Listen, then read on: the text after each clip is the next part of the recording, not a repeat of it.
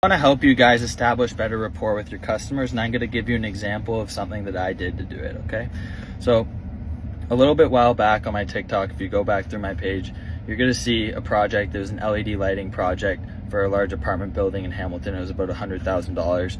There was an additional change order for the drop ceiling to be done that was $40,000. Once I was done this project, I have another $250,000 project quoted at another property that they have. So obviously I'm going to call the customer and follow up with them. The first thing that I do when I call them is I ask them, hey, how is your day going today? And do you have a couple seconds to talk, or do you want me to call back later? What I'm doing there is I'm showing a genuine interest in how they're doing, which most people do. But then when I say, would you like me to call back later? It's showing that I respect their time, right? And if it's not a convenient time for them, I'm giving them the option to delay me to a later point, okay? From there, the customer tells me that, oh, you know what, not having the best day because I'm having some behavioral issues with my current staff, right? So at that point, what I do is I say, you know what, tell me a little bit more about that problem. What is it that you're facing? Once he sees that I'm being sympathetic to his problems, he starts to open up and he starts to explain to me that because in the past, there has been an older generation that's used to getting yelled at work, and now people are a lot more sensitive, and you can't be swearing at people, and you can't have certain staff. So if he has a project manager swearing at a superintendent on a building for not doing something right. So then I relate to him. You want to show relatability. So what I say to him is I go, you know what? I actually read an article that in the multi-res apartment building industry that there's a lot of turnover with staff lately, and it's probably for some of the same reasons that you're experiencing. So now I'm letting him know that, hey, I got value here.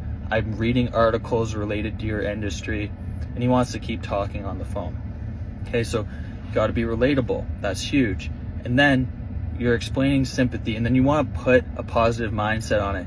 Well, you know what? I know that you're facing this issue, but on the bright side, your focus on this issue right now is going to allow you to come to a solution. A lot of companies wouldn't focus on this problem as long as you, and would never put that solution into place. So actually, Ryan, what's going to happen from you focusing on this is you're going to be a better company to work for in the future.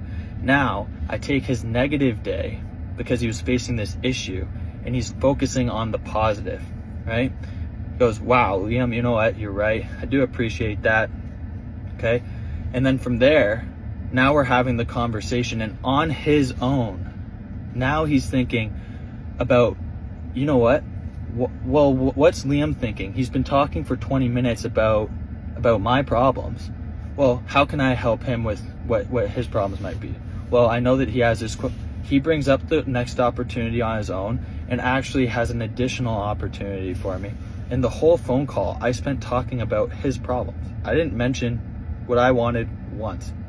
I'm not saying that that's not the right thing to do. You have to persist, and you have to ask for the sale when it's the right time. But if the customer's facing a problem, think about when you have a problem. All you can think about is your problem.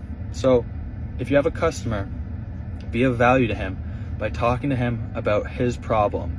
But just make sure that the customer is worth it, and that you attach a lifetime revenue potential earnings to that customer, and factor in how easy they are to work with to make sure you're spending your time doing this on the right person.